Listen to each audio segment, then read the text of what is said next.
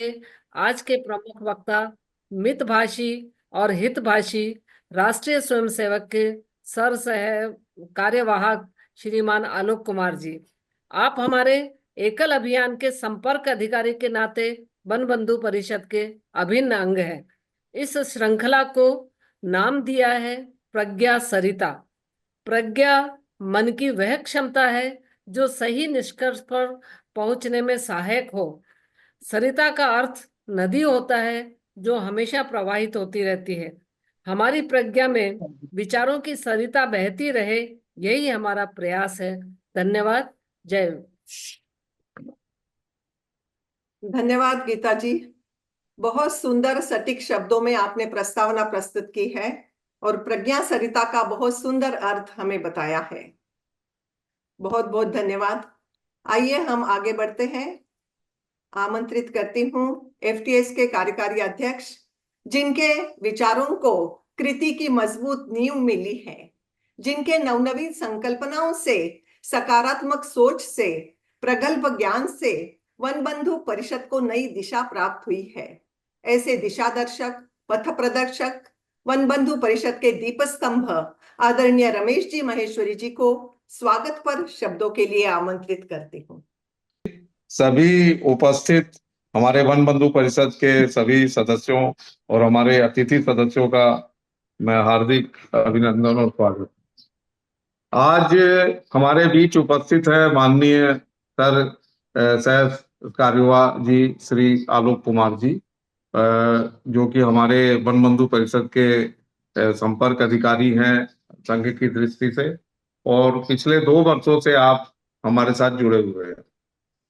आज का जो विषय जो रखा है वो विषय गीता जी ने बड़े स्पष्ट रूप से कहा कि वन बंधु परिषद एक वैचारिक संस्था है और जिसने 1989 से विचारों के माध्यम से देश में सामाजिक परिवर्तन किया। माने हमने जब शुरू किया तब शिक्षा के द्वारा शुरू कर पंचमुखी शिक्षा के माध्यम से हम पूरे देश में लाखों गांवों में काम कर रहे हैं। 4 लाख गांवों तक हमारी पहुंच है और वन बंधु परिषद का एक ही उद्देश्य रहा कि ग्राउंड से लेकर शहरों तक, जमीन से लेकर आसमान तक एक परिवर्तन जो हो रहा पूरे समाज में, देश में, विश्व में जो परिवर्तन हो रहा है, उस परिवर्तन के भागीदार हम सबको बनाए। क्योंकि परिवर्तन ही सत्य है। जैसे भगवान सत्य है, वैसे ही परिवर्तन ही सत्य है कि हर समय हम परिवर्तन की एक भूमिका बनती रहती है। हमने पिछले कई दशकों में देखा कि हमारे कितने बड़े परिवर्तन आए, और इस अगर हम सामाजिक परिवर्तन का अपने में समावेश नहीं करते हैं तो या तो हम पीछे रह जाते हैं या हम समाप्त हो जाते हैं। 2 ही चीजें होती है। विश्व में जिन लोगों ने परिवर्तन को एक्सेप्ट नहीं किया, अपना आत्मसात नहीं किया परिवर्तन को, तो उसका कभी भी उनको लाभ नहीं मिल पाता। लेकिन जो परिवर्तन के साथ जुड़ जाते हैं तो फिर आगे बढ़ते रहते हैं। वन बंधु परिषद जब 30 स्कूलों से शुरू कर 1 लाख गांवों तक पहुंचने का अगर जो लक्ष्य था, उसका कारण था कि हमने जितने भी परिवर्तन हुए आज तक उनको ध्यान में रखते हुए अपने कार्य को बढ़ाया। और आज भी जो सामाजिक परिवर्तन परिवार में 5 बिंदुओं की जो बात हमारे माननीय आलोक कुमार जी रखने जा रहे हैं, वो मुझे लगता है कि ये हम लोगों के लिए, जो हमारे एकल के ग्राउंड पे जो लोग काम कर रहे हैं, हमारे सदस्य, उनके लिए एक बहुत बड़ा अस्त्र होगा आने वाले समय में अपने काम को गति देने के लिए। और मैं फिर से आप सभी का हृदय से वन बंधु परिषद की ओर से स्वागत करता हूं और अभिनंदन करता हूं कि आलोक कुमार जी का, कि उन्होंने समय दिया और हमारे प्रज्ञा सरिता की कड़ी में एक और मोती जुड़ जाएगा आज के दिन में। उसके लिए मैं फिर से आप सभी का अभिनंदन, साधुवाद। और यह कार्यक्रम मैं सभी से निवेदन करूंगा कि आप लोग इस कार्यक्रम से जो मूल मंत्र है वो लेकर जाए और अपने अपने कार्य में उसको उपयोग करें, तो हमारे संगठन को काफी लाभ होगा, देश को काफी लाभ होगा। धन्यवाद। जय श्री राम। बहुत बहुत धन्यवाद रमेश जी भाई साहब। वन बंधु परिषद का उद्देश्य और परिवर्तन का महत्व आपने सुंदर और सारगर्भित शब्दों में स्पष्ट किया है। आइए आगे बढ़ते हैं। आज आदरणीय आलोक जी ने हमारा आमंत्रण स्वीकार किया, जिनका संपूर्ण जीवन समाज सेवा में तन मन धन समर्पित है, कई वर्षों से संघ से जुड़े हैं, एक चिंतनशील समाज सुधारक, प्रभावशाली व्यक्तित्व। आपका परिचय देने हेतु आमंत्रित है वेस्ट जोन युवा समिति की सक्रिय कोऑर्डिनेटर, इंदौर निवासी रासुजी जैन। रासुजी।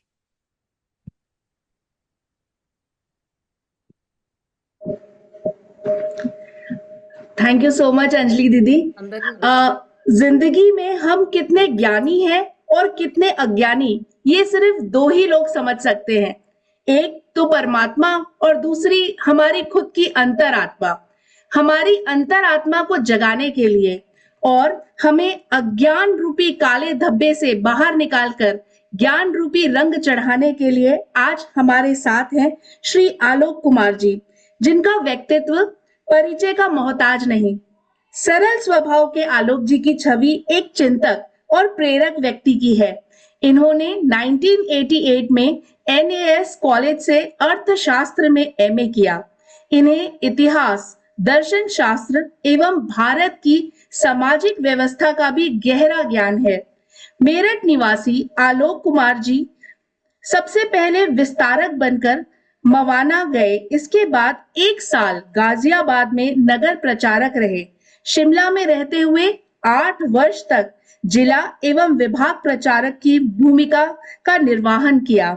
इसके बाद 8 वर्ष तक हरियाणा में रहते हुए सह प्रांत प्रचारक का दायित्व संभाला। 2009 में प्रांत प्रचारक बनकर मेरठ आए। 2015 में क्षेत्र प्रचारक का महत्वपूर्ण कार्य संभाला। मेरठ में 12 वर्ष रहे। 2021 में संघ ने इन्हें अखिल भारतीय सह प्रचारक का प्रमुख दायित्व सौंपा तथा रांची इनका कार्यस्थल रहा। वर्तमान में संघ के सह सर कार्यवाहक का महत्वपूर्ण दायित्व निभा रहे श्री आलोक कुमार जी का पूरा जीवन समाज और उसके कल्याण में बीता है और आज हम सबका यह सौभाग्य है कि हम श्री आलोक जी के द्वारा समाज परिवर्तन के 5 बिंदु इतने महत्वपूर्ण विषय में सुनने और समझने के लिए, जिस प्रकार गीता आंटी और रमेश अंकल ने कहा, प्रज्ञा सरिता श्रृंखला के अगले मोती बिना विलंब किए आइए ज्ञान अर्जित करते हैं, ज्ञान की गंगा में लाभ उठाते हैं। श्री अशोक कुमार जी। आलोक कुमार जी। आलोक कुमार जी। आरंभ करें।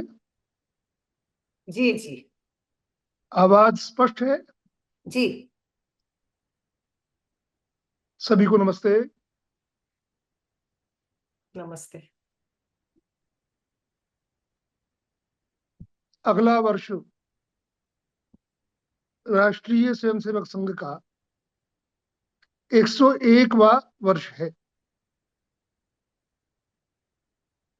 जब यह प्रश्न उपस्थित हुआ कि शताब्दी वर्ष में क्या किया जाए, तो सामूहिक निर्णय ऐसा हुआ कि संघ की शताब्दी 100 वर्ष पूरे होना ये अच्छा तो है, पर समाधान के लायक नहीं है। संघ के संस्थापक डॉक्टर हेडगेवार ने चाहा था बहुत शीघ्र संघ का काम पूरा हो, हिंदू समाज का संगठन हो, आम हिंदू अनुशासित हो, अपनी कमियों को दूर करे और अपने देश को मजबूत राष्ट्र बनाए। इसके लिए स्वयं सोचना शुरू करें। संघ कहे तब ना सोचें, स्वयं सोचें, क्योंकि हमारी परंपरा भी यही रही है। इतने हजारों वर्षों में अध्ययनकर्ता ऐसा बोलते हैं 1500 हमलों में 1500 हमले हिंदुस्तान के ऊपर हुए हैं। करोड़ों लोग हमलों में बलिदानी हुए, लाखों करोड़ों करोड़ की संपत्तियां जाने के बावजूद भी हम आज भी समृद्ध हैं, आज भी विश्व में एक ताकत बनकर उभर रहे हैं और हमारी ज्ञान परंपरा से आज पूरा विश्व प्रभावित है। ये क्यों संभव हो सका? इसलिए हो सका कि समाज तुरंत किसी भी दुर्घटना के बाद जिसे कहते हैं कि दुर्घटना के पश्चात रिहेबिलिटेट करना अपने आप को, वो ठीक करता था। भारतीय समाज में एक अच्छी ताकत थी, किसी भी परिस्थिति के अनुसार ढल जाना, किसी भी परिस्थिति का सामना करना, और साथ साथ जो संकट हमारे ऊपर आया है और जो हानि हुई है, हानि को दूर करना। तो ये एक ऑटोमेटिक सिस्टम था भारतीय समाज का, समाज शक्ति के कारण। वो टूट गया, इसलिए समाज संगठन की आवश्यकता महसूस हुई। और भी संगठन आए, संघ भी आया, पर संघ चाहता था बहुत जल्दी ही जैसा संघ में आम हिंदू व्यवहार करता है, ऐसा ही आम हिंदू समाज में व्यवहार करे, यानी समाज जैसा, समाज संघ समाज जैसा हो जाए। बहुत लोग कहते भी हैं संघ का समाज में विलीनीकरण और समाज संघ जैसा व्यवहार करे, ये ऐसा चाहते थे हमारे संघ के संस्थापक। तो इसलिए इस काम में 100 वर्ष लग गए।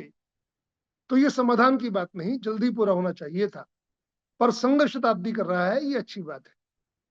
पर क्या करें उसमें? तो विचार हुआ कि 5 बिंदुओं पर समाज के सभी लोगों तक अपनी बात को हम पहुंचाएंगे। तो 5 विषय तब पंच परिवर्तन के नाम से विख्यात होने शुरू हुए। तो उन 5 के विषय पर कुछ कुछ बहुत संक्षेप में मैं आपको जानकारी दूंगा। मैंने बताया जैसे कि हमारी परंपरा रही संकट को सामना करना, संकट के बाद जो हानि हुई, हानि की पूर्ति करना। एक एक हमले में संसार में बड़े बड़े देश खत्म हो गए, हमारे 1500 हमलों के बाद भी हम खत्म नहीं हुए। इसका बहुत गहराई में जाएंगे तो हमारे महापुरुष हैं, समाज सुधारक हैं, हमारा धार्मिक नेतृत्व है, हमारी ज्ञान परंपरा है, साथ साथ एक और बात है बहुत महत्वपूर्ण, वो है परिवार। हमारी परिवार व्यवस्था बहुत सुदृढ़ थी, बहुत मजबूत थी, और परिवार अधिकांश गांव में रहते ही थे, तो वो मिलकर ग्राम्य व्यवस्था भी बहुत सुंदर थी। हमले होते रहे शहरों पर, नगरों पर, राजा आते जाते रहे, पर ग्राम्य व्यवस्था बनी रही, और ग्राम्य व्यवस्था का मुख्य सूत्र था परिवार। वो परिवार, उस इकाई ने हम सबको, आपने सुना होगा, बहुत सुना होगा आपने, कि छत्रपति शिवाजी महाराज को जीजा माता ने इस लायक बनाया कि वो इतने बड़े साम्राज्य की स्थापना कर सके। हर महापुरुष के जीवन में माता, पिता अथवा किसी परिजन का बहुत महत्वपूर्ण स्थान रहा। क्योंकि परिवार थे, परिवार में बालकों को स्नेह देना, परिवार में बालकों को अभिव्यक्ति देना, उनका अध्ययन अध्यापन, संस्कार, प्राचीन इतिहास, प्राचीन परंपरा की जानकारी देना। तो परिणाम होता था कि परिवार से व्यक्ति आबद्ध होता था, परिवार गांव से आबद्ध होता था, और गांव पूरे राष्ट्र से जुड़े रहते थे। आवाज कम आ रही है। मेरी ओर से तो पूरी है। अब हाँ अब अब ठीक, कैसा है? हाँ अब बेटर है। तो इसीलिए विचार हुआ कि एक बार परिवारों के विषय पर परिवारों तक हम पहुंचे। इसे बोला गया परिवार प्रबोधन। हम जानते हैं कि विकास हो रहा है संसार का, बहुत सारी नई तकनीकें आ गई हैं, परंतु इन सब में एक संकट भी आ गया है। हम धीरे धीरे बहुत अधिक व्यक्तिवादी होते जा रहे हैं। एक परिवार में 6 सदस्य हैं, 6 फोन भी हैं, एंड्रॉयड फोन। परिणाम क्या होता है? आपस में बैठे तो साथ साथ हैं, परंतु आपस में वार्तालाप नहीं करते। सब अपने अपने फोन में, कोई फेसबुक, कोई यूट्यूब, कोई अन्य, कोई बातचीत करते रहते हैं। और ऐसा आज आप बसों में, रेल में, अथवा विमानतल पर, अथवा कहीं भी आप देखेंगे, सबका अपना अपना संसार, अपनी अपनी रुचि, अपनी अपनी विभक्ति हो गई। आपस में बातचीत बहुत कम होती जा रही है।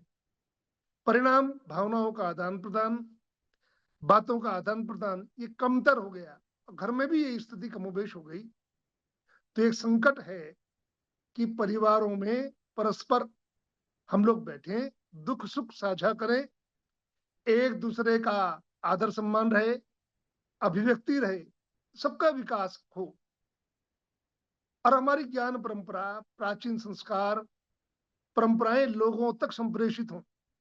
क्योंकि स्कूल, कॉलेजेस अथवा गांव में जो भी अध्ययन संस्थान थे, उनसे हम शिक्षा प्राप्त तो किए, परंतु हमारी सुदीर्घ परंपरा ये परिवारों के द्वारा ही अगली पीढ़ियों तक गई है। तो ये परिवार हमारे निरंतर बने रहने चाहिए। तो इसलिए संघ ने विचार किया कि परिवारों का महत्व क्या है, ये परिवारों को परिवारों में जाकर समझाएंगे। इसके लिए कभी कभार परिवारों को इकट्ठा करना आवश्यक हुआ, वो भी करेंगे। नव दंपतियों को जिनका विवाह नया हुआ है, पारिवारिक दायित्व क्या होते हैं, इसका भी प्रबोधन करेंगे। जो वरिष्ठ हो जाते हैं परिवार में, उनके भी दायित्व और कर्तव्य क्या है, इसको भी प्रबोधित करेंगे। तो सब स्तरों पर परिवार हमारे अटूट रहें, इसके लिए परिवार प्रबोधन की एक ये परंपरा, संघ में परिवर्तन की परंपरा शुरू करने की बात है। जो ग्रामीण क्षेत्र भारत का है उसमें अच्छी बात है, परिवार आप भी आज भी संयुक्त हैं, पर शहरीकरण में इतना अधिक कम हो गया है कि तुरंत परंपरा ही पड़ गई, विवाह होते ही परिवार को अलग करना है। तो ऐसे में जैसे ही अलग होता है तो बहुत चीजें अलग हो जाती हैं। तो ये सब भी संकट है। उन संकटों से निवारण के लिए परिवार प्रबोधन इस गतिविधि को आगे बढ़ाने की बात है, और इस परिवर्तन को और अधिक आगे बढ़ाएंगे। सभी को कहा गया है कि सभी जो ज्ञान परंपरा के लोग हैं, अध्यात्म परंपरा के लोग हैं, सभी इन विषयों को उठाएं। एक विषय ये है। दूसरा विषय हमें ध्यान में है, कुछ कुछ परिवारों से भी जुड़ा है, वो है समरसता का।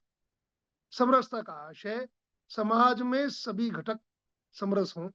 हमारे हिंदू समाज में जातियां हैं, बहुत मजाक भी होता है। कई बार डॉक्टर राम मनोहर लोहिया से पूछा जाता था कि जाति की परिभाषा कीजिए, तो लोहिया जी बहुत सुंदर उत्तर देते थे कि जाति वह है जो कभी नहीं जाती। इसका आशय प्राचीन परंपरा से रूढ़ी बन गई हमारे अंदर, और जाति के आधार पर छुआछूत, ऊंच नीच, भेदभाव भारतीय परंपरा में ये दोष उत्पन्न हो गया है हिंदू समाज में। बहुत सारे ऋषि मुनियों ने, बहुत सारी परंपराओं ने इन सबको दूर करने की चेष्टा की। हमारे ध्यान में है, चाहे रविदास जी हों, चाहे कबीर दास जी हों, चाहे नानक जी हों, बहुत परंपराएं, चाहे रामानंद जी हों, किसी ने भी, चाहे दक्षिण की परंपराएं सारी की सारी, सबने इस छुआछूत को दूर करने का प्रयास किया। होता भी रहा, पर जाति नहीं, जैसे कहते हैं ना, जाति जाति नहीं। तो जाति के आधार पर छोटा बड़ा, जाति के आधार पर छुआछूत, ये भारतीय अथवा हिंदू परंपरा के लिए अभिशाप है। संघ के तीसरे संस्थापक नहीं, सरसंघ चालक पूज्य बाला साहब देवरस ने तो बहुत बड़ी बात कही। उन्होंने पुणे व्याख्यान माला में 1974 में कहा कि यदि छुआछूत पाप नहीं तो संसार में कुछ भी पाप नहीं है। ये ऐसा ही वाक्य था जैसा अब्राहम लिंकन ने कहा कि गुलामी यदि पाप नहीं तो संसार में कुछ भी पाप नहीं। इसलिए भारतीय परंपरा में, हिंदू की परंपरा में छुआछूत, ऊंच नीच जाति के आधार पर ये दूर होना चाहिए। दूर नहीं, खत्म होना चाहिए। खत्म नहीं, दफन होना चाहिए। हमारी सोच अनंत तक की है। हमारी यात्रा कितनी विस्तृत है। हमारे ऋषि मुनियों ने इस अखंड ब्रह्मांड को संचालक, इसका ईश्वर, नियंता बताया, और कितना बड़ा अनंत बताया है। आकाश गंगाएं आज खोजी जा रही हैं, बहुत ग्रह हैं, प्रकाश वर्ष हैं, प्रकाश वर्षों की दूरियां हैं। पृथ्वी बिल्कुल जैसे पृथ्वी, इतना बड़ा पृथ्वी पर समुद्र है, उस समुद्र में एक बूंद भी पृथ्वी नहीं है। इतना बड़ा ब्रह्मांड ये है। इतना बड़ा चिंतन करने वाले हमारे ऋषि मुनि, और उन अनुयायियों की जो सोच है, उस सोच में जाति जाति नहीं, ये अच्छी बात नहीं है। तो इसलिए अगले वर्षों में कर ही रहे हैं निरंतर संगत और प्रयास ये, पर इस प्रयास को और अधिक गति से करने की जरूरत है, जिससे कि सामाजिक भेदभाव, जातिगत भेदभाव, ऊंच नीच का भाव और छुआछूत ये खत्म ना हो, समाप्त होनी चाहिए। इसके लिए जो जो भी करणीय काम होंगे वो सब काम करेंगे। हम करेंगे ही नहीं, ऐसे सब समविचारी लोगों को जोड़कर समाज के साथ इसको भी आगे बढ़ाएंगे। दूसरी गतिविधि यह है। तो पहली गतिविधि कुटुंब प्रबोधन और दूसरी सामाजिक समरसता। साथ साथ एक विषय चल ही रहा है संघ में पहले से, दोनों गतिविधि भी चल रही हैं। एक विषय है पर्यावरण। हम सब जानते हैं कि पूरे विश्व भर में अगर हम विचार करें तो 1901 यानी 20वीं शताब्दी के आरंभ में पूरे संसार की आबादी कितनी थी? तो पूरा संसार 1.25 करोड़ का था। सब मिला लेंगे 9 लोग तो 150 करोड़ लोग मान लीजिए, 150 करोड़ लोग। अब कितने हैं? 8 करोड़ से ऊपर है। पृथ्वी सीमित है, तो जिन देशों में पृथ्वी बहुत है, जमीन बहुत है, आबादी कम है, उनका तो पर्यावरण का संकट ज्यादा नहीं। पर जहां पृथ्वी कम है, आबादी ज्यादा है, वहां पर्यावरण में संकट है। हमारा देश और भी विशिष्ट है और खास है। हमारा देश, हम ध्यान में आता होगा, नदियां हमारे यहाँ 12 महीने 24 घंटे बहने वाली थी। और आज संकट ये है कि यमुना जैसी सदा नीरा बड़ी जल राशि वाली यमुना नदी भी, जिसे हम यमुना मैया ही बोलते हैं, वो ग्रीष्म काल में लगभग एक बूंद भी पानी नहीं होता। मैं रहता हूँ पटना, मेरा केंद्र है। मुंगेर में गया योग विश्वविद्यालय वगैरह देखने के लिए, गंगा जी भी वहां हैं। तो आचमन के लिए जैसे ही मैंने हाथ बढ़ाया तो हमारे कार्यकर्ता ने कहा कि नहीं, आर्सेनिक बहुत है, आचमन मत कीजिए, पूजन कर लीजिए, चख लीजिए, जल ऊपर छिड़क लीजिए। तो ये स्थिति गंगा जी की होगी। कारण हमारी 33 लाख वर्ग किलोमीटर का हमारा क्षेत्रफल है, 150 करोड़ की आबादी हो गई। 1920वीं शताब्दी के आरंभ में पूरे विश्व की जितनी आबादी थी, उतनी अकेले आबादी हमारे हिंदुस्तान की हो गई। भूभाग तो बढ़ा नहीं है, क्षेत्रफल उतना ही है।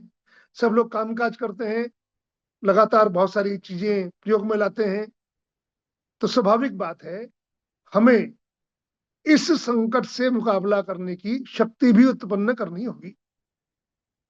तो जल स्वच्छ रहना चाहिए, जल संरक्षित रहना चाहिए, और जमीन इसी तरह सुरक्षित रहना चाहिए। रसायनों के अत्यधिक प्रयोग से वो प्रदूषित भी हो गई। तो दोनों चीजें, इसमें मार क्या है? बहुत बड़ी मार है प्लास्टिक की, और साथ साथ जीवन शैली की भी है। सब जुड़ी हुई बातें हैं। जीवन शैली की कैसे है कि आप सोचिए, आप सब में से बहुत सारे लोग 50 वर्ष से अधिक की आयु के होंगे। आपको ध्यान में होगा कि घरों में कितनी कम चीजें आज से 40 साल पहले थी, 30 साल पहले थी। आप घर खोजिए तो आपके ध्यान में आएगा कि घर में बहुत चीजें वो कोई हमारे दैनंदिन प्रयोग की हैं, ऐसा नहीं है। वो बस विज्ञापन इत्यादि से हमारे जीवन में हिस्सा बन गई हैं, रखी हैं। और इसी तरह आप देखते होंगे पैकेजिंग, कितने बड़े बड़े उद्योग पैकेजिंग के हैं पूरे विश्व भर में। प्लास्टिक उसमें सब में यूज होता है, प्रयोग आता है। और वो प्लास्टिक अंत में, चूंकि भूमि में जाने के बाद प्लास्टिक मरता नहीं, वो कार्बन समूह है, समाप्त नहीं होता। तो भूमि ऊपर से भी प्रदूषित हो रही है, रसायनों और प्लास्टिक के कारण नीचे से भी प्रदूषित हो रही है, नदियां भी प्रदूषित हो रही हैं। अत्यधिक उनके अंदर इतना गंदगी डाली जाती है कि उन्होंने अपने आप साफ होने की क्षमता खो दी, और समुद्र भी प्रदूषित हो रहे हैं। नेटफ्लिक्स पर एक अवर प्लेनेट करके एक आता है, उसमें मैं देख रहा था कि कई जगह पर तो किन्हीं क्षेत्रों में 90% जल तक 90% तक जलचर वो अत्यधिक प्रदूषण से समाप्त हो गए। समुद्र में पानी पानी, पर जलचर नहीं है, जीव नहीं है। तो ऐसी भी एक अवस्था आ गई है। जिन देशों में भूमि ज्यादा है, जनसंख्या कम है, पर्यावरण तो वहां का तो सुरक्षित है, परंतु वैश्विक पर्यावरण एक संकट का विषय है, अंतरिक्ष पर्यावरण संकट का विषय, सभी। तो कुल मिलाकर पर्यावरण के प्रति जागरूक करना, तो 3 विषय विचार किए हैं कि जल को बचाना चाहिए, जल को संरक्षित करना चाहिए। इसके अनौपचारिक औपचारिक दोनों उपाय हैं।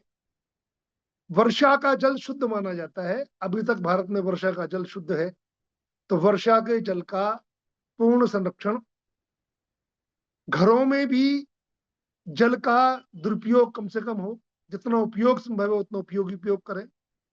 और इसी तरह से रसायन मुक्त एकदम नहीं होगा, तुरंत करना ठीक भी नहीं, धीरे धीरे क्रमशः जो हमारी प्राचीन परंपरा की खेती थी उस पर आए, यानी रसायन कम से कम जाए, फसलों में कम जाएगा तो हमारे शरीर में कम से कम जाएगा।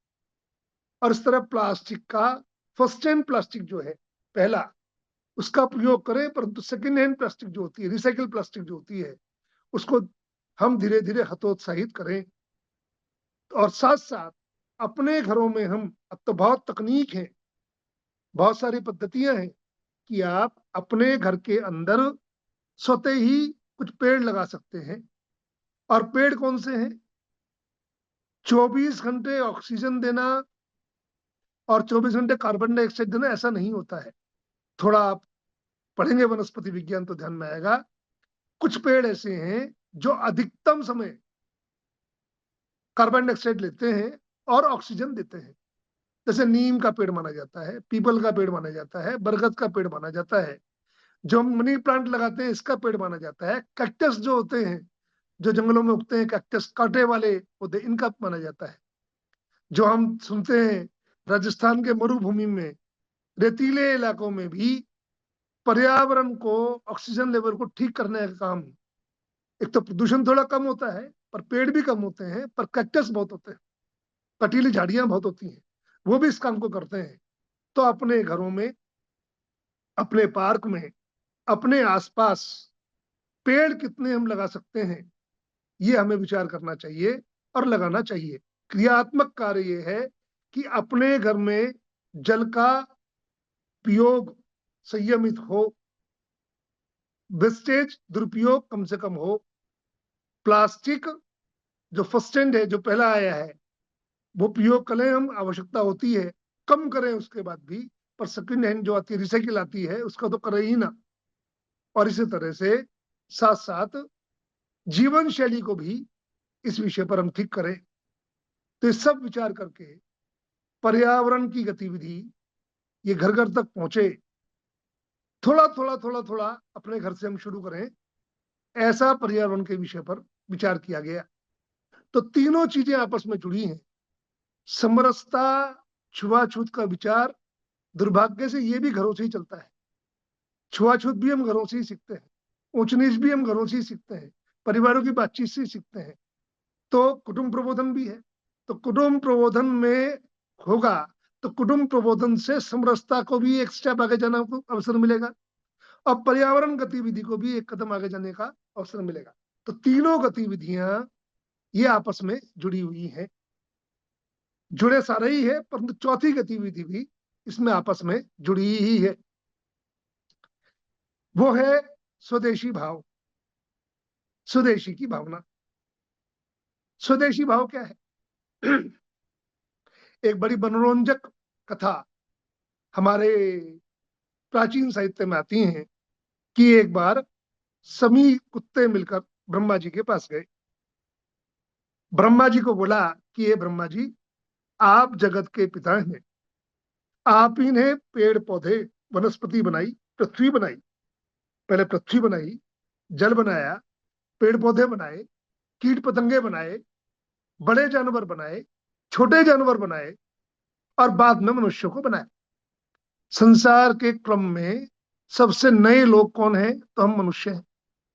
ऐसा कुत्तों ने ब्रह्मा जी को कहा, मतलब मनुष्य है ऐसा उन्होंने बोला। और जब मनुष्यों ने रहने के लिए शिकार करना शुरू किया जीवन के लिए, तो कुत्तों ने कहा कि हम उनके साथ थे। गुफाओं में रहना शुरू किया तो सुरक्षा में हम साथ थे। खेती करना शुरू किया तो भी हम साथ थे। और आज तक भी सबसे स्वामी भक्त जानवर कौन है? ऐसा कुत्ते होते हैं, ऐसा सब मनुष्य बोलते हैं।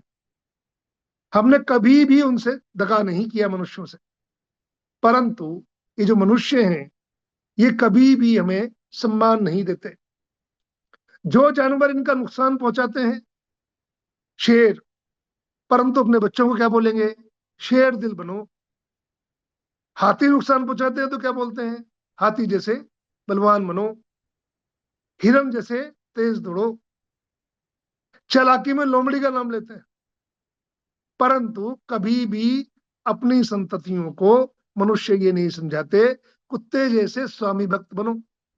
और जबकि सब ये चाहते हैं कि कोई हमारे प्रति विश्वासी बने, पर हम विश्वासी बनते हैं तो हमें सम्मान नहीं देते। और इससे बड़ी बात यह है, सम्मान ना दें कोई खराब बात नहीं, अपमान करते हैं। क्या बोलते हैं? गाली देंगे तो कुत्ता बोलेंगे, कुत्ता कमी ना बोले।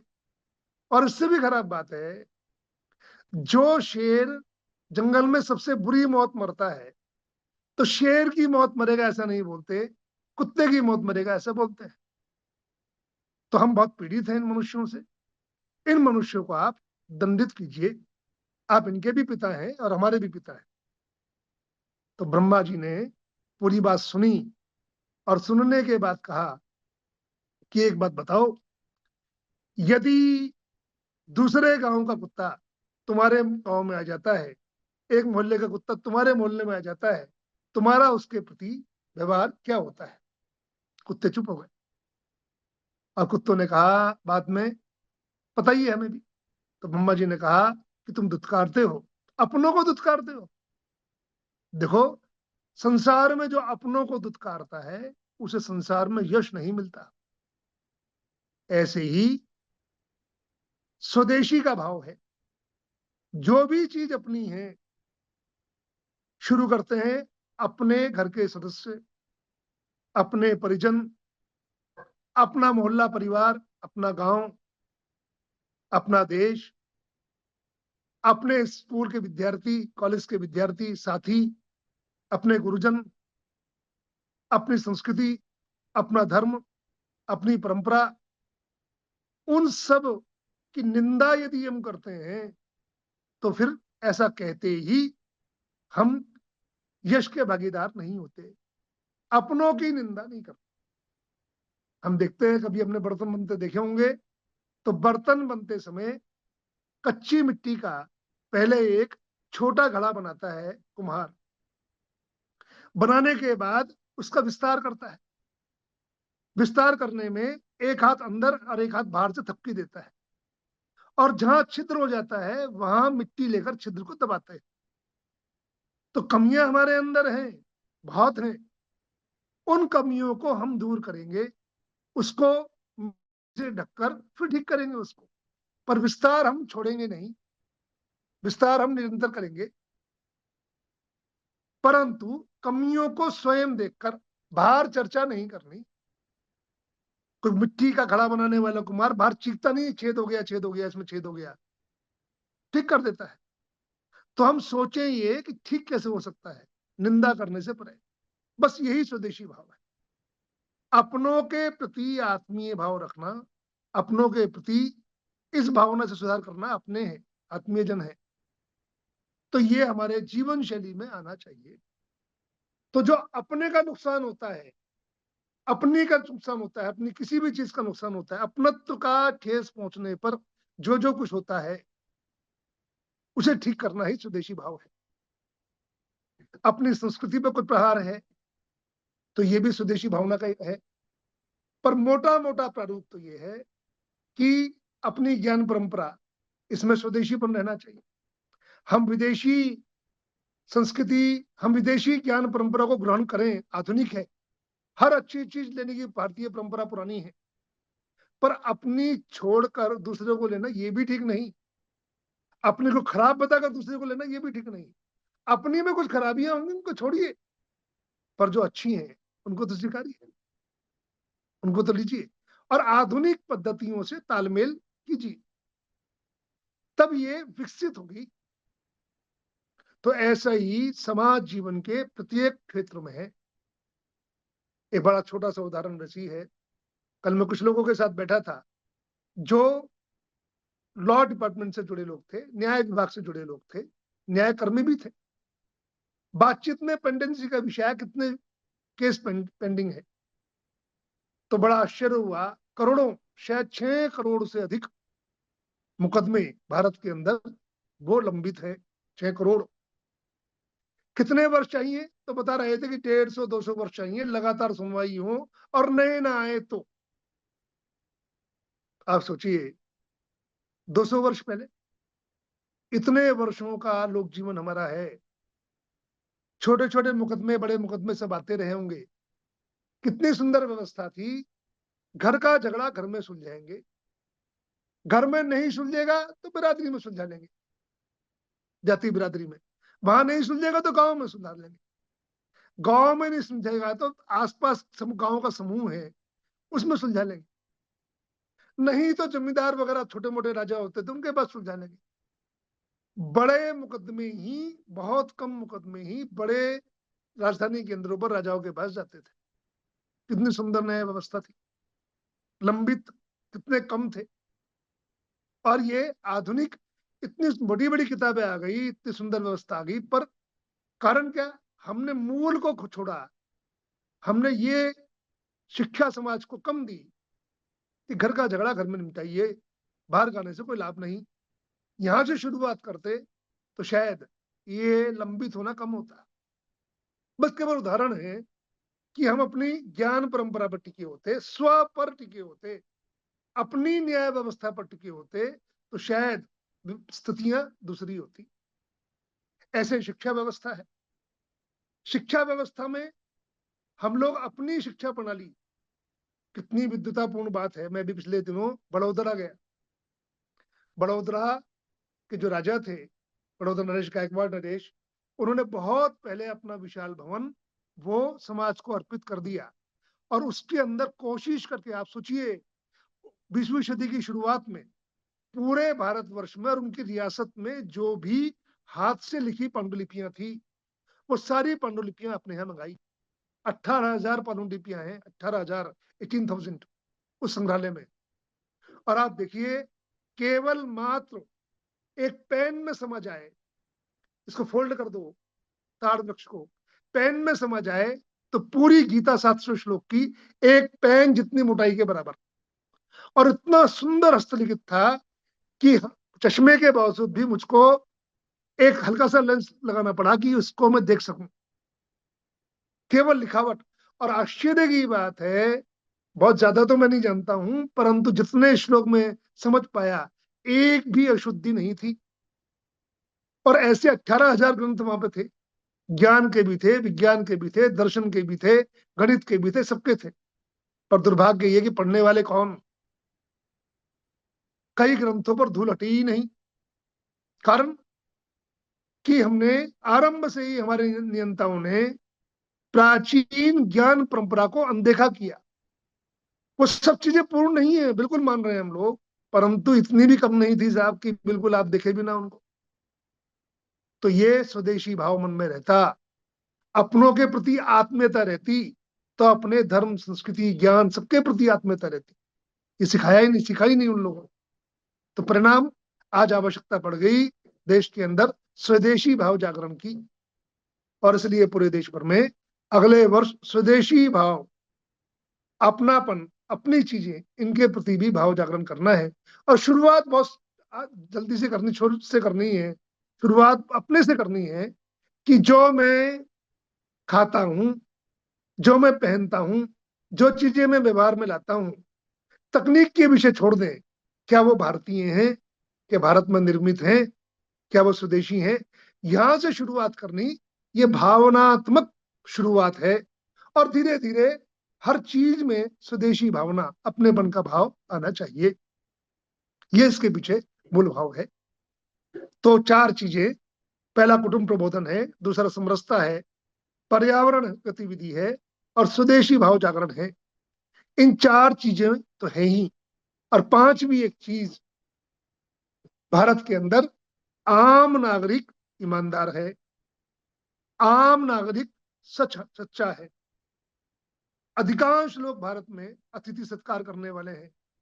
कोई सड़क पर दुर्घटनाग्रस्त हो जाता है तो भारत में देखिए, शायद भारत में ये बहुत सामान्य बात है आप हमके हमारे लिए, कि कोई दुर्घटनाग्रस्त हो गया तुरंत 25-50 लोग आसपास के पहुंच जाते हैं।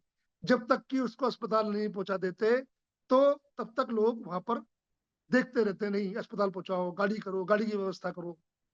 संकटकालीन स्थिति में किसी का सहयोग करने के लिए आसपास का समाज हमेशा तत्पर रहता है।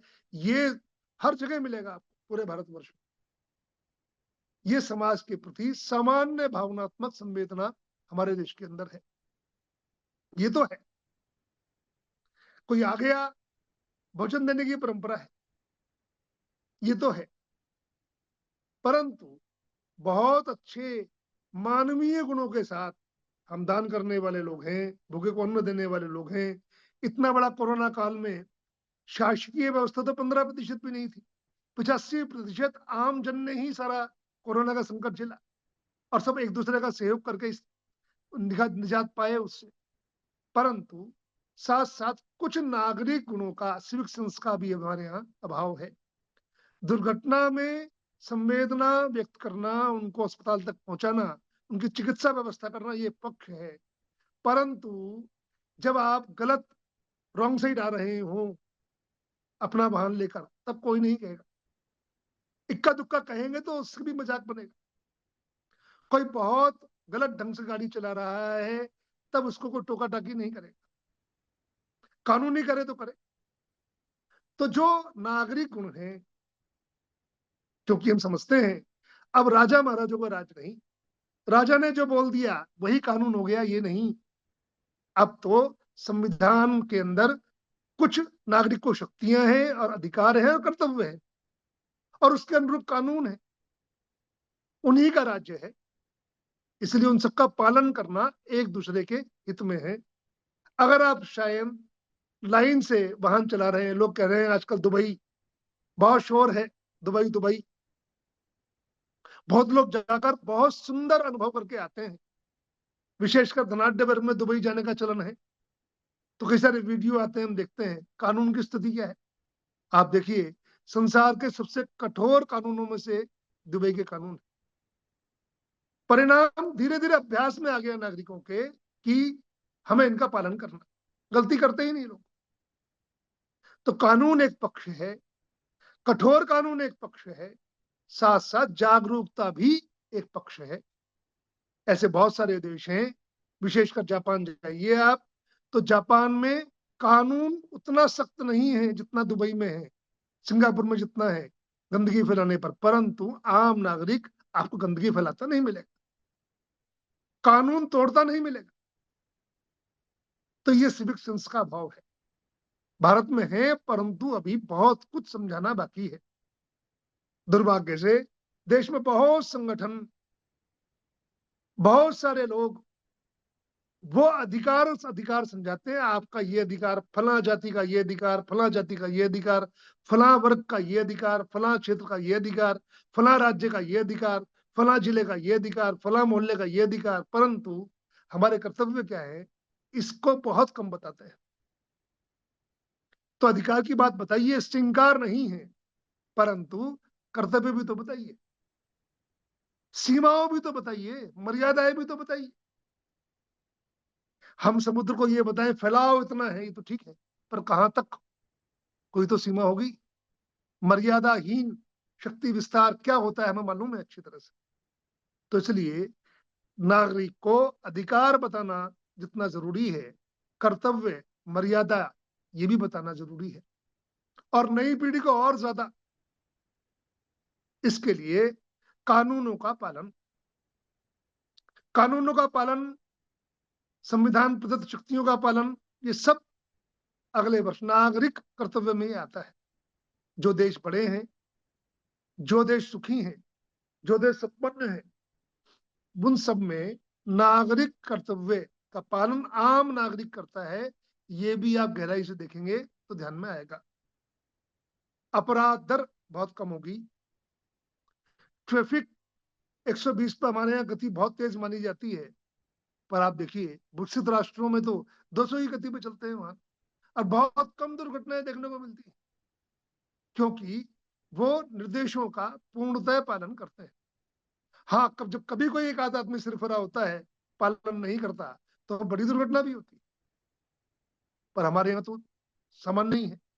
पिछले दिनों देहरादून में आपने सुना कि केवल थोड़ी असावधानी, थोड़ी स्वच्छंदता और थोड़ा जिन निर्देशों को कहा गया है पालन ना करने के कारण कहा गया कि आप कोई शराब पीकर वाहन नहीं चलाना, 6 बच्चे 25 वर्ष से कम आयु के, किया होगा थोड़ा बहुत पार्टी वगैरह, देहरादून में गाड़ी चला रहे थे, निर्देशित पालन नहीं कर रहे थे, परिणाम कितना बुरा हुआ।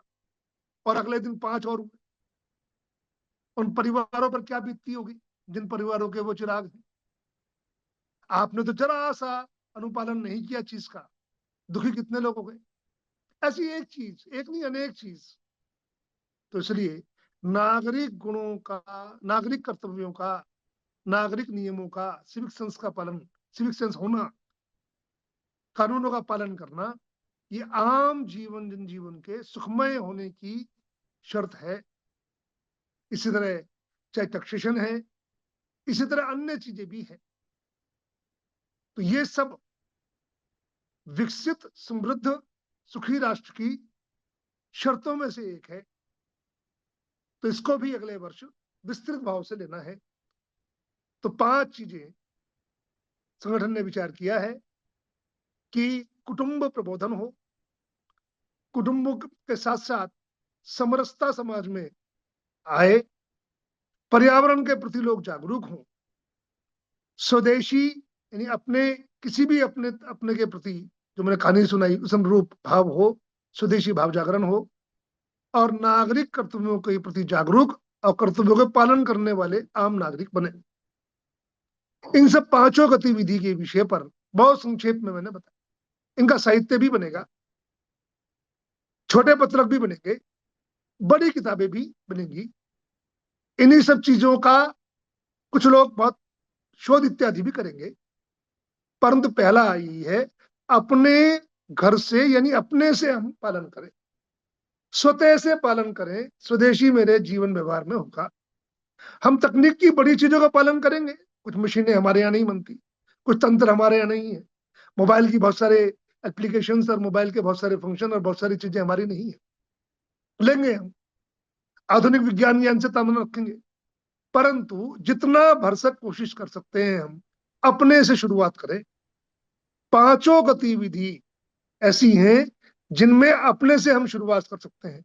एक छोटा पेड़ लगाने से कर सकते हैं, अपने मन में, अपने हम परिजन में छुआछूत मन से हटाकर एक परिवार में मैत्री से शुरुआत कर सकते हैं। अपने परिवार को सप्ताह में एक दिन बिठाकर बातचीत करके, मोबाइल एक तरफ रख दो, बातचीत करेंगे 2 घंटे, सब आपस में अपनी बातों को एक दूसरे आदान प्रदान करेंगे। यहाँ से शुरू कर सकते हैं। मैं क्या पहनता उड़ रहा हूँ, क्या जीवन में मैं व्यवहार कर रहा हूँ, स्वदेशी का पालन कर सकते हैं। और नागरिक कर्तव्य, कानूनों का पालन तो हम प्रतिदिन करते ही हैं। तो मोटरसाइकिल, स्कूटर, कार, जिस भी वाहन पर हम जा रहे हो, पैदल जा रहे हो, तो सब भी कानूनों का पालन हम कर सकते हैं। तो 5 चीजें संगठन ने वो विचार की है कि सिंगल नंबर से शुरू हो सकता है, व्यक्ति से अपने आप शुरू हो सकता है। तो व्यक्ति परिवार से फिर शुरू कर सकता है, फिर से मोहल्ले से शुरू कर सकता है, और फिर आगे तक जब मोहल्ले से शुरू हो जाएगा, ग्रामों से शुरू हो जाएगा, कॉलोनी से शुरू हो जाएगा, सोसाइटी से शुरू हो जाएगा, तो देशव्यापी हो जाता है। और संगठन ने जब जब जो जो चीजें ली हैं वो देशव्यापी बनी ही हैं, ये हमारा अनुभव है। तो इसलिए इन विषयों को हम जाने और अधिक जाने और इससे भी बड़ी बात यह है, तुरंत अपने व्यवहार में पांचों चीजों को हम लाए। ऐसा लाने से हम दूसरे को कह सकते हैं, जैसे अपने में हम लाना शुरू कर देंगे तो तुरंत परिवार में हम कह सकते हैं, परिवार लाना शुरू कर देगा तो हम सोसाइटी में कह सकते हैं। तो ये चीजें आगे विस्तार पा जाएंगी।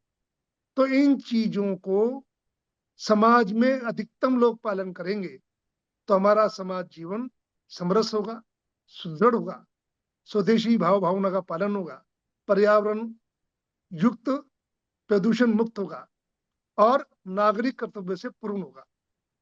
तो इन विषयों को 101वें वर्ष में और उसके बाद आगे तक 20-25 वर्षों तक लगातार संघ में लेना है।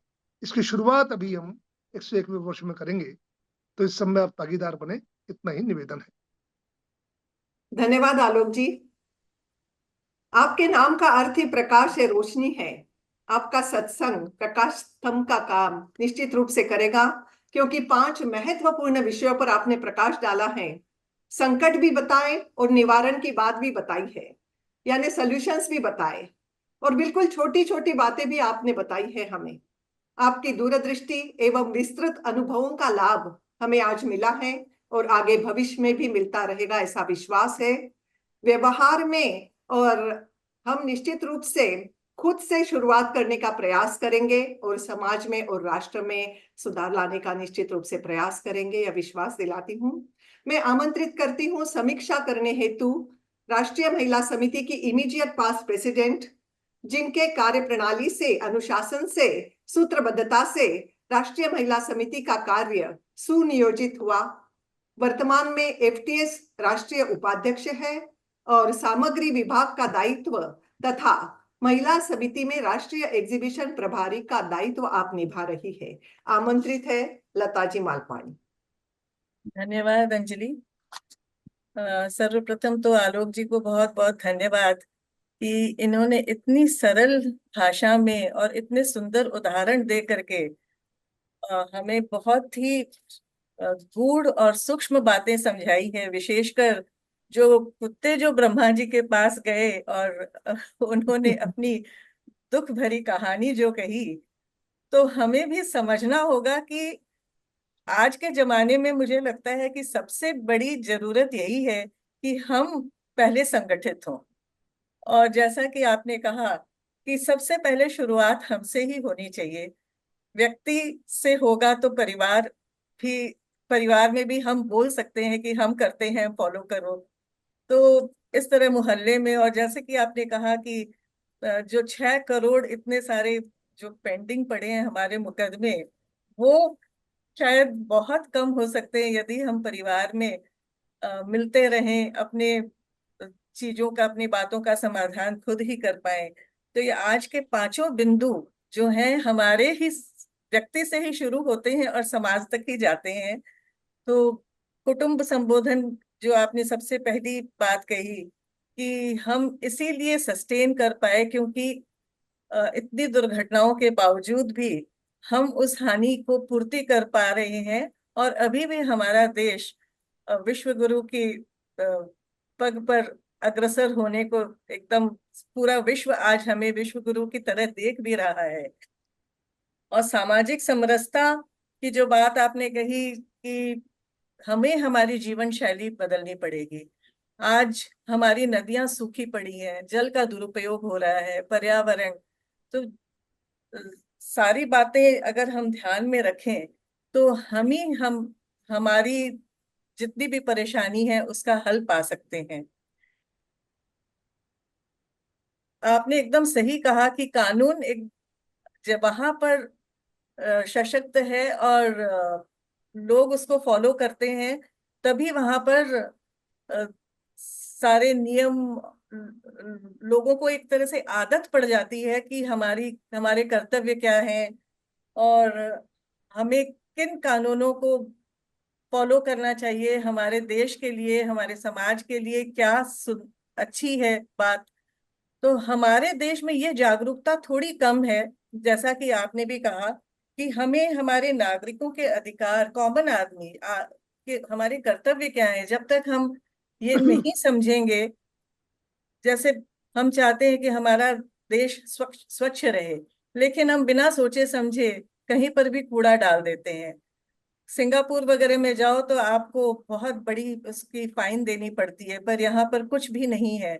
लेकिन इतने बड़े देश में जहाँ पर इतने तरह के संस्कार हैं, और खास करके गांव से भी लोग आते हैं, और शहर के लोग, पढ़े लिखे लोग भी यहाँ तक कि इस बात को नहीं समझते, और तो ये जागरूकता भी हमें लानी चाहिए, और घर से इसकी शुरुआत हो, बच्चों को हम बताएं। और आधुनिक पद्धतियों का भी, जो आपने कहा कि आधुनिक पद्धतियों से भी हमें लाभ उठाना चाहिए। तो सभी चीजें जो आपने कही, आ, हमें व्यक्ति से समाज तक और समाज से देश तक पहुंचना है। और अब किसी के कोई प्रश्न हो, आलोक जी हमारे साथ हैं, तो आप पूछ सकते हैं। हैंड रेज कीजिए, मैं अनम्यूट करती हूँ। भरत जी दामले, भरत जी आपका वीडियो ऑन कीजिए प्लीज। आपको अनम्यूट किया है।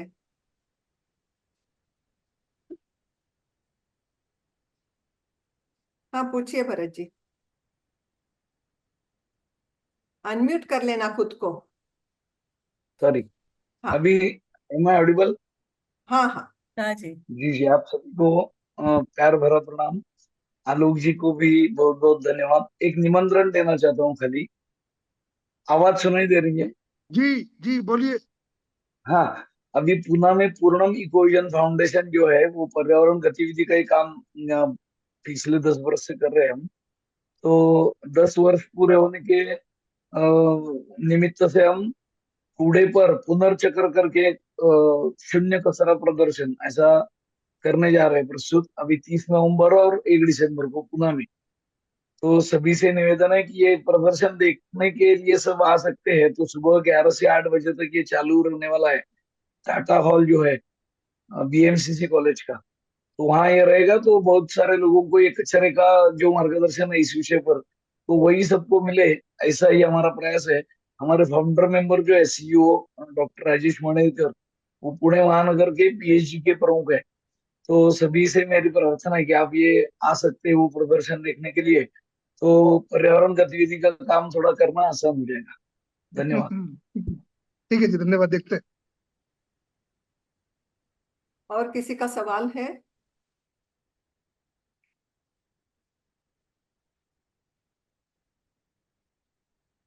किसी का हैंड रेज नहीं है। गीता जी। हाँ तो ठीक है।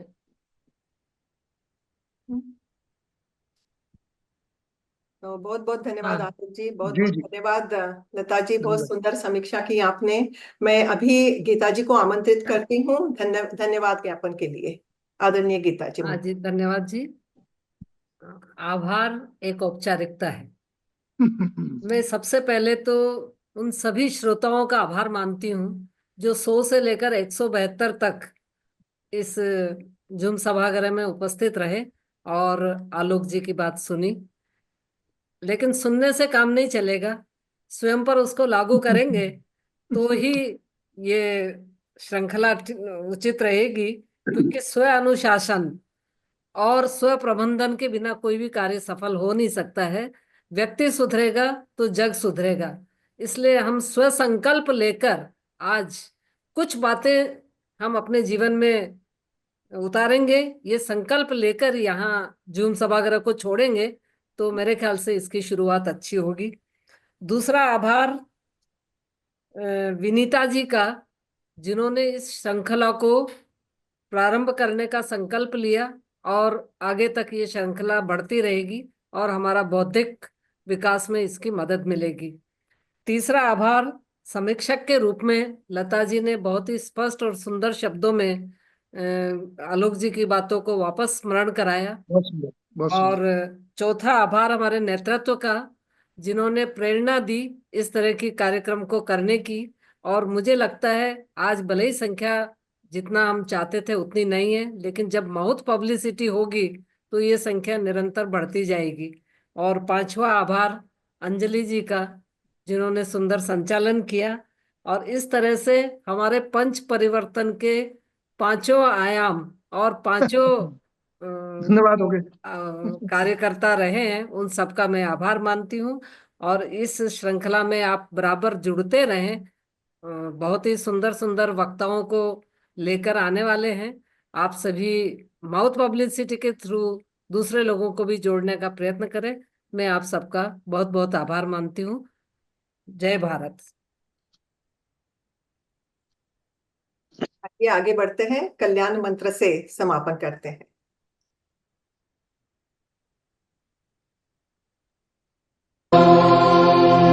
सर्वे भवन्तु सुखिनः, सर्वे सन्तु निरामयाः, सर्वे भद्राणि पश्यन्तु, मा कश्चित् दुःखभाग् भवेत्। ॐ शान्ति शान्ति शान्तिः।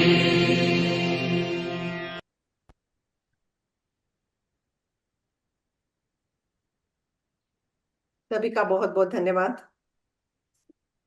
अभी ये जो कल्याण मंत्र अभी सुन रही थी, सर्वे भवन्तु सुखिनः, तो आज बहुत ही सुंदर अनुभव हुआ। ऐसा अनुभव पहले शायद कभी नहीं हुआ, क्योंकि आलोक जी की बातों का भी थोड़ा प्रभाव था। सर्वे भवन्तु सुखिनः मतलब हमारे जो भी चीज हो वो हम सबके, वही बात हो गई, परिवार में बैठेंगे तभी तो हम सबके भलाई की बात सोच सकेंगे। तो एक बहुत ही अच्छी अनुभूति हुई आज, स्पेशली इस मंत्र को सुनकर। चलिए।